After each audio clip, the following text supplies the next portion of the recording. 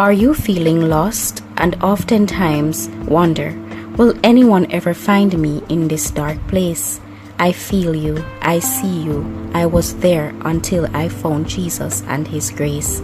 Welcome to the If It's Just One podcast. I'm your host, Stashani Atkins. I must admit I don't have it all together, but I believe with a little encouragement we will make it to heaven together. We oftentimes underestimate the power of one, but Jesus left the 99 for one. And so, if this podcast only reaches one person, that's all that matters. This podcast will be focused on encouraging you, my brothers and sisters, to rise above the challenges that prevent us from being who God has called us to be. Stay tuned. We really need each other. Hey guys, welcome back to another episode. This is episode 9 and I will be talking about feelings of inadequacy. So many times we might feel as if we don't have the qualities necessary to do what we want to do in life. We just feel as if we're not good enough and we will never be. We might say, I can't do that, I'm not talented enough. I can't work there, I'm not educated enough. I just won't fit in there, I'm not pretty enough. I will never afford what I want, I'm not rich enough, and all the other not enoughs. But that's what the enemy wants us to believe. He will sing it like a lullaby to us every day because he knows if he can get us to believe that about ourselves, if he could let those feelings of inadequacy hide themselves in our hearts, then we will start to live our lives based on those feelings of inadequacy because we live on the level we see ourselves.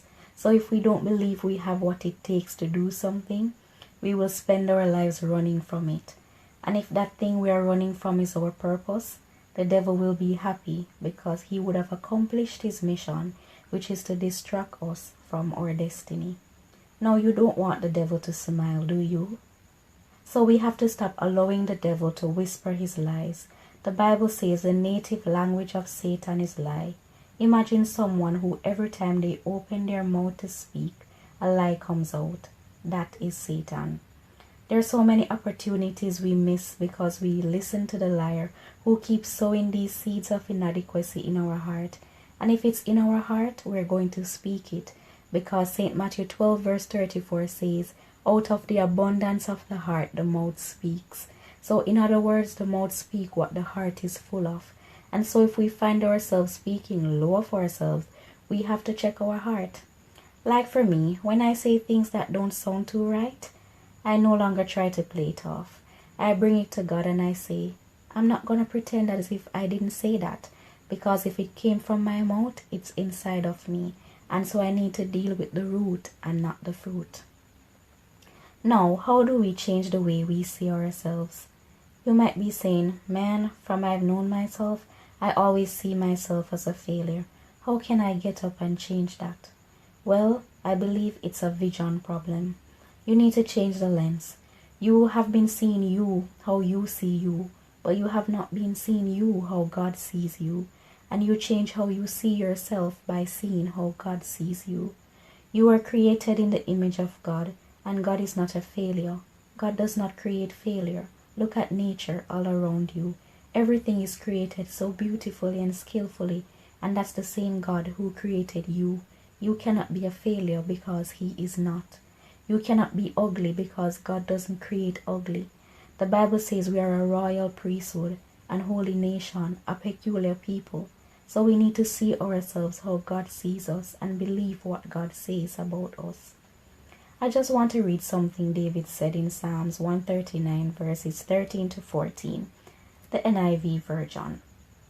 It says, for you created my inmost being. You knit me together in my mother's womb. I praise you because I am fearfully and wonderfully made. Your works are wonderful. I know that full well. David said these words, and we know David did a cruel act in the Bible. He killed a man and took his wife. Now David could have easily called himself a failure. But no, he chose to see himself how God sees him. And so he said, I am fearfully and wonderfully made. And if David could proudly say that about himself, you can too. I don't care what you say about you. I don't care what you think about you. I care about what God says about you. If His word says you are a royal priesthood, then you are. It's up to you to live like it. As Paul said in Romans 12 verse 2, we should not be conformed to this world, but be transformed by the renewing of our mind. And sometimes we see ourselves the way we see ourselves because we're conformed to this world, meaning we start to follow the world and let the world influence us. And so if we do not look like how the world says we should look, we start to think low of ourselves. And this world is always changing. 1 minute it's okay to be slim, another minute you should be thick, and we find ourselves going back and forth trying to fit in where we were made to stand out. And as Paul says, the only way we can be changed is if we renew our mind. We cannot say we want to change how we see ourselves, but still have the same mindset. It's like trying to move the car forward, but the car is still in reverse. I once heard a wise man of God said, wherever our mind is, our life follows. Anywhere we're going, we go there head first. And so if we want to change how we see ourselves, we have to change our thought process. When it comes to inadequacy, we're not alone. There were also people in the Bible who think they were inadequate for the task God has given them to do. Today we will be looking at 3 men who thought they were inadequate for their tasks. The first man we are going to look at is Moses. Some of us might know the story of how God called Moses to lead the Israelites out of slavery in Egypt and to bring them into the land of Canaan, referred to as the Promised Land.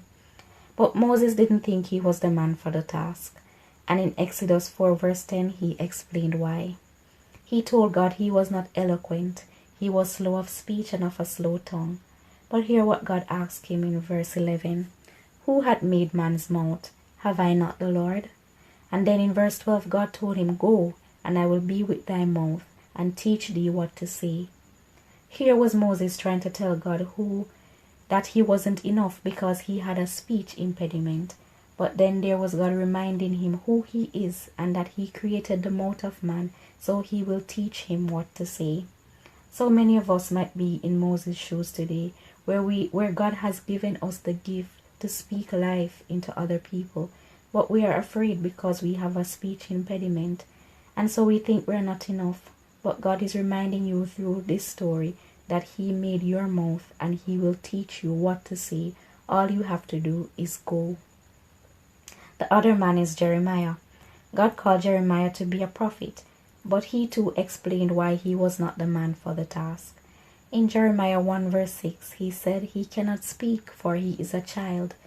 And in the following verses, God told him not to say that he was a child, but he should go where He sent him and speak what He told him to speak, and to not be afraid of the people's faces.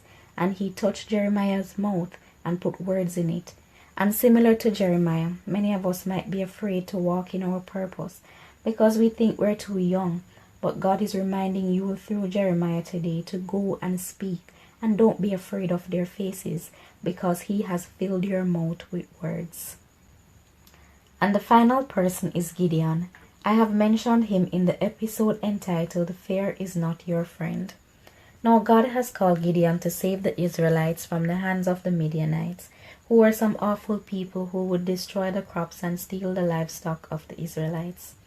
And Gideon too explained why he was not the man for the task.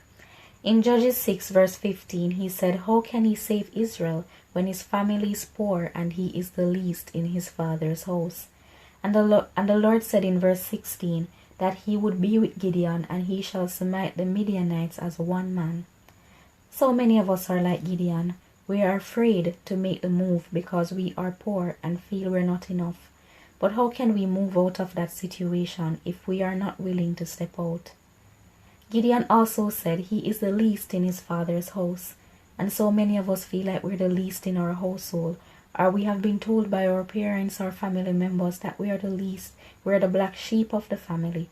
But is that what God said about us? One thing I realized with all these men, when God called them, their response was always based on how they saw themselves, and God has to remind them who He is and that everything they need is already in them. And so my brothers and sisters, your calling is not about how you see you.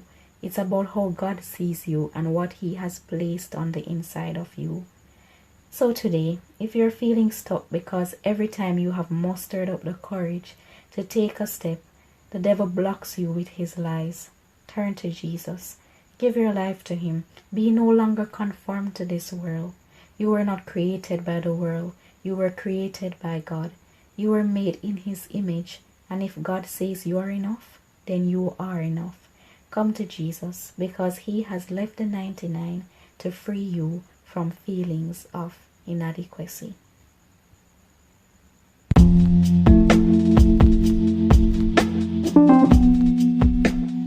So, if you have a testimony of how God has helped you overcome feelings of inadequacy, please feel free to share in the comment section. If this episode has encouraged you, please like and subscribe and share with someone you think it will encourage.